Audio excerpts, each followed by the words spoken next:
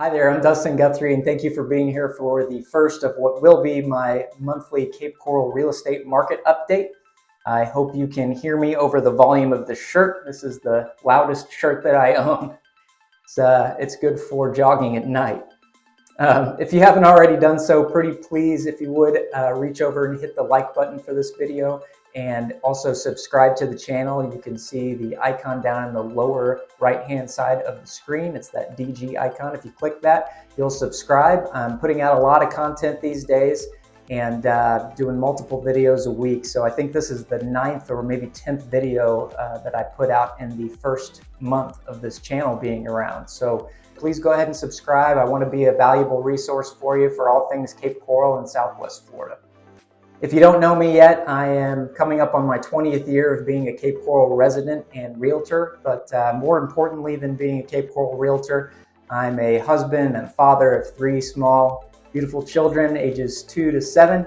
And so I live here, I work here, my kids go to school here, we go to church here. I'm very much invested in this community and I like to see it grow and I like to see it prosper.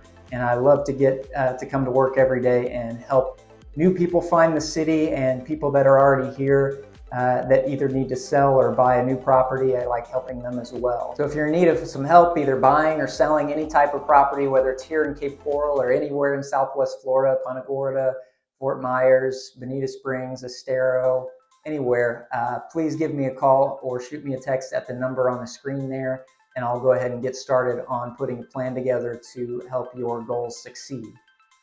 With all that being said, let's go ahead and get into the numbers of the Cape Coral housing market.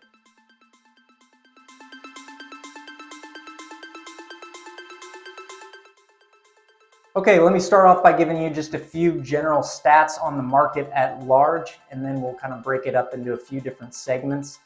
There were 466 residential properties that sold on the open market in Cape Coral in the month of August.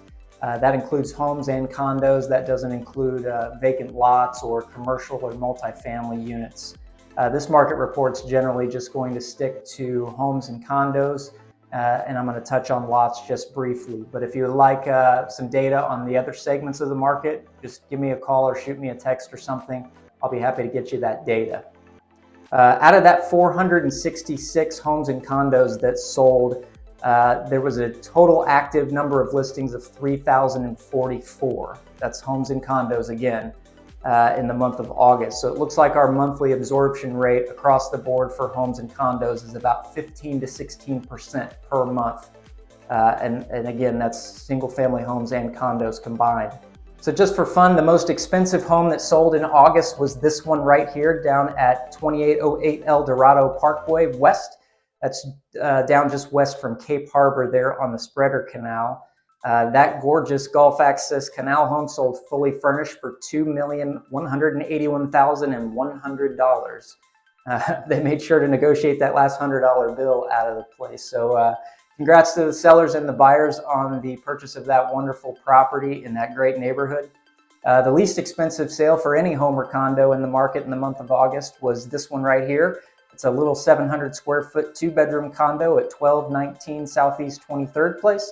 It looks like a decent little unit over there. That one sold in the middle of the month for $145,000. So congrats also to the sellers and the buyers on that one as well.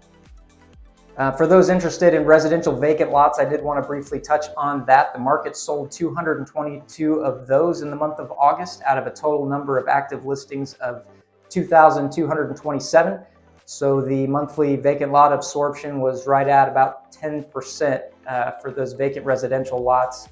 Again, not talking about commercial or multifamily or anything. This is just strictly residential vacant lots in Cape Coral.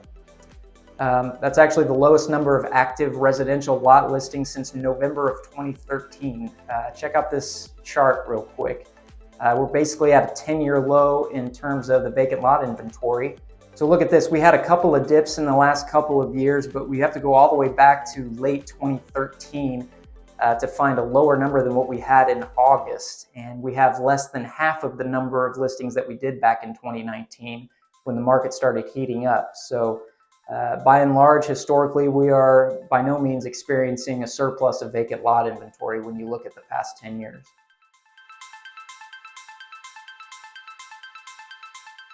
Okay, so let's break down the Cape Coral real estate market into a few different groups, and we'll start with single family homes. They make up the vast majority of the sales for the month of August. Of that 466 number of total residential condo and single family home sales, 440 of them were single family homes. So they make up 94% of the market in August. That number is actually slightly higher than August of last year. If you look at this chart, you can see this past year has been kind of all over the place, mostly due to the chaos of Hurricane Ian last year, but we're still putting up a solid number of single-family home sales compared to this time last year. The total number of active listings for single-family home in August was 2,678. So the monthly absorption rate for single-family homes was about 16.5%. So that's pretty decent, especially for late summer. Okay, now let's look at the median price of those 440 homes. The median sale price of all the single-family homes that sold in August in Cape Coral was $398,000. That's down slightly from last year. Last year in August, we were at $430,000. So we're down about 7.5% statistically, but keep in mind, we had Hurricane Ian. We didn't have all of the hurricane damaged properties that we've had for the last 12 months.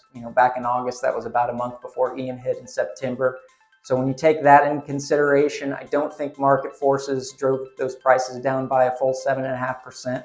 I do think you have to account a little bit for the hurricane damage that was done down here and the reduction in prices that corresponds to that damage. You can see from the chart we stayed fairly steady, and that's keeping in line with the Florida Association of Realtors chief economist told us at the beginning of the year. They set the expectation that our market down here was going to be fairly flat, fairly even, and even may tick up in a little bit like that, and we actually might see that later on this year as we get into the winter season. This data suggests he's largely right, at least so far.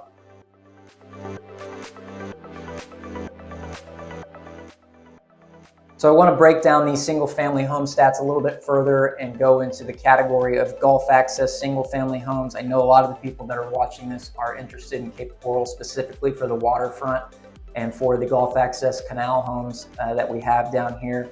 So let's take a look at that. I'm going to leave the other types of waterfront alone for a little bit, but if you would like to see that data or have me do a video on freshwater canal homes or something like that, just leave a recommendation down in the comments or shoot me a text or an email or something, and I'll get you that data as well. So out of those 440 single-family homes that sold in August, only 44 of them were Gulf access single-family homes. So that's exactly 10%. That's down from a monthly high of sales of 97 back in April of this year, and it's down from 68 in August of last year. If you take a look at this graph again, I think a good part of why this graph looks so wonky is that hurricane damage, and specifically the damage that it did to a lot of these Gulf access homes, particularly the older homes, the 1950s and 60s and 70s, 80s built homes that were in the southeast and the yacht club area. You saw a lot of those homes flood out. They're not built to the same elevation standards that's required now. So you saw that storm surge kind of flood a lot of those homes out. And so it's taken a while for the market to sort all of that out. I still feel like we're going to see a lot of Gulf access homes sell this winter and upcoming spring when our peak selling comes around, especially for those types of properties. A lot of the snowboards want the Cape Coral waterfront homes. So I think a lot of those are going to sell, and we're going to see those number of sales kind of tick up as we get into the winter and spring. Now, as far as the median sale price of those 44 Gulf access homes that sold in August, it came in at $765,000. The monthly trend of median prices for these homes follows very much in line with the larger trends of the single-family home market in Cape Coral. You can see we're down slightly from August of last year when it was $812,500, but by and large, we're pretty close to where we were last year in terms of sale prices. We saw these quick up and downs right after the hurricane, and for the life of me, I can't figure out why October of last year, right after the hurricane, spiked so much. We saw that on the other graph too. So if you know the reason for that, I'd be happy to know it. Leave it in the comments or shoot me a text or an email or something. I'd really like to hear what your thoughts are on why that would happen. It just seems kind of counterintuitive for it to spike up like that after that hurricane came through. As far as the active inventory of Gulf Access waterfront homes in Cape Coral, we had a total number of 542 homes on the market in August, out of which 44 of them sold. So that puts our monthly absorption rate for Gulf Access single-family homes in Cape Coral just at over 8%. You can see on this graph that the inventory is up slightly from last August when there were 493 active listings. But we've been on a steady decline since March when there was 580 Gulf Access listings. So again, that's part of the larger trend of a decreasing supply in Cape Coral housing market in 2023 for single family homes.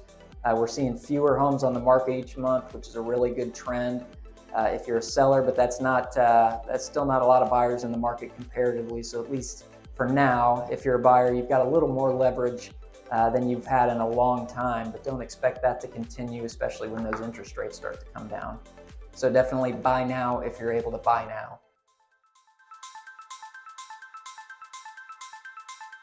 Okay, so let's talk about condos, shall we?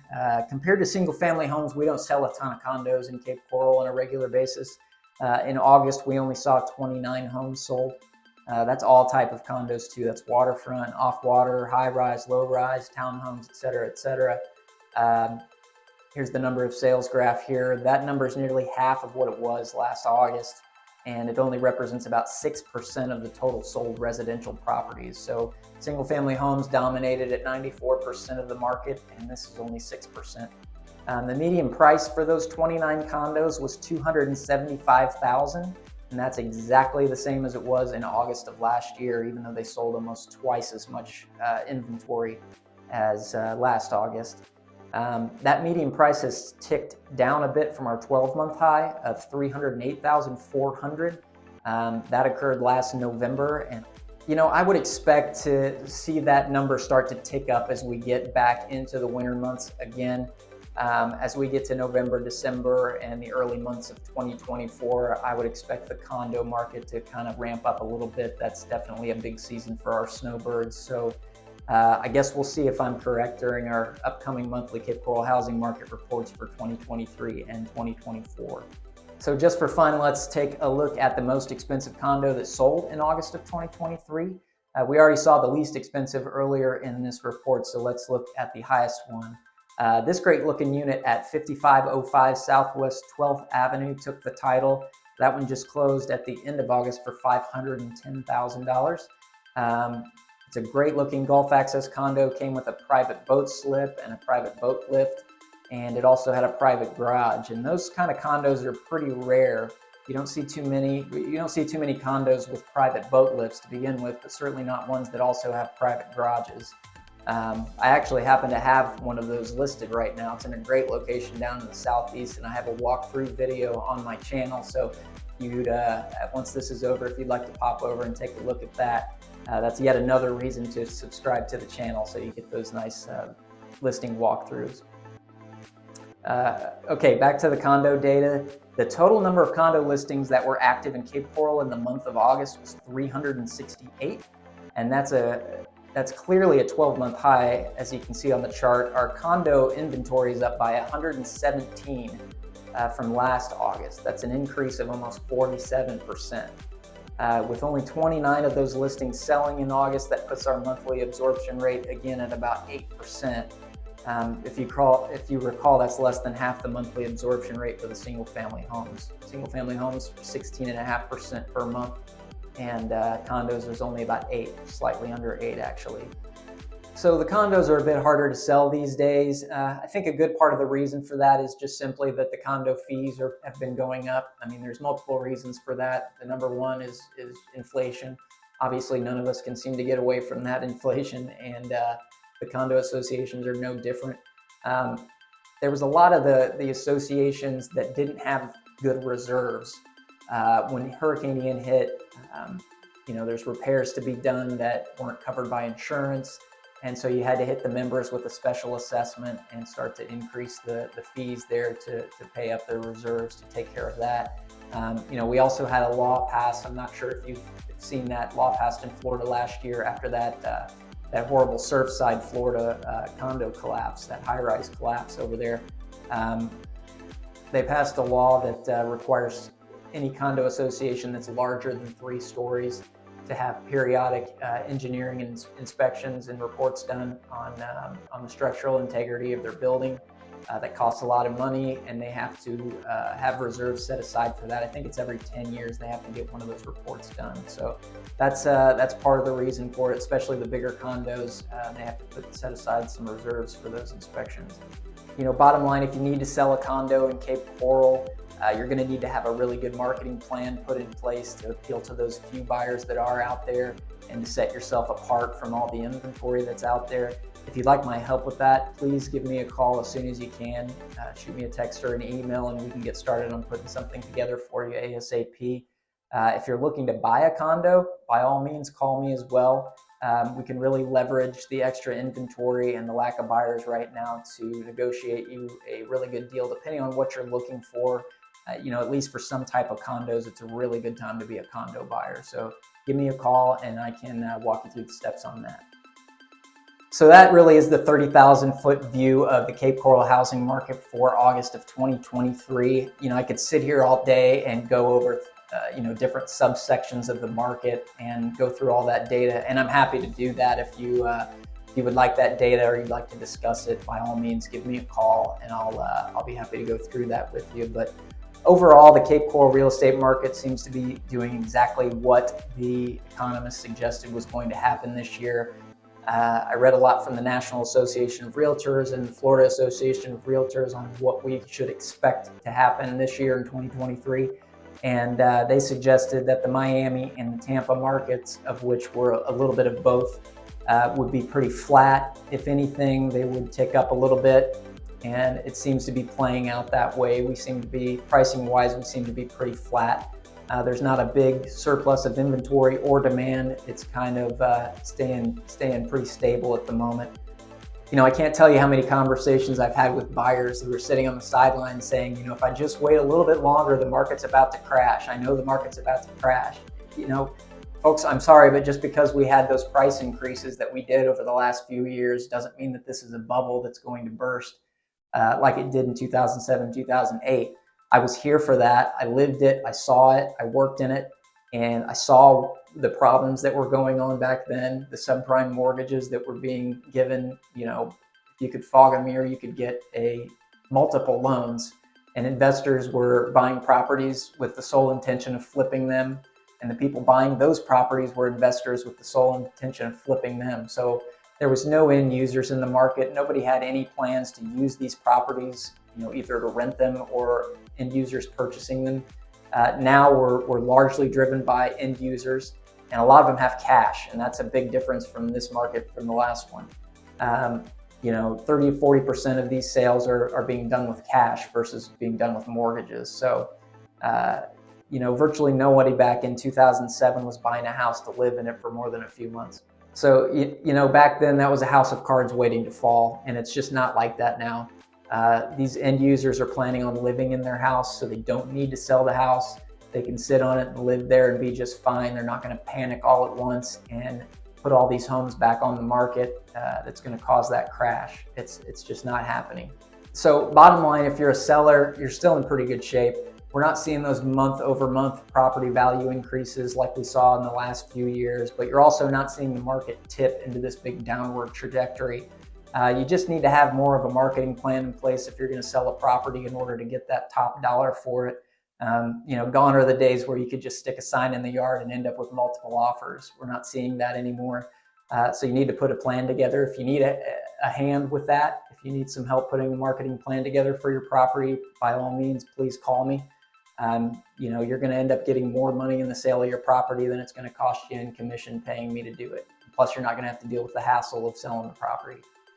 So if you're a buyer, you're in a better spot right now than you've been in quite a few years, 2 or 3 years, which is a good thing for you. But, you know, don't think that if you just wait a little bit longer, this crash is going to happen and you're going to be able to buy these properties at 2019 levels, because there's no data that suggests that that's coming, that's going to happen at all. In fact, the supply of properties is on a downward trend, and the demand has been increasing since October of last year. So that's going in the opposite direction of suggesting that we're going to have a big market dip coming up here.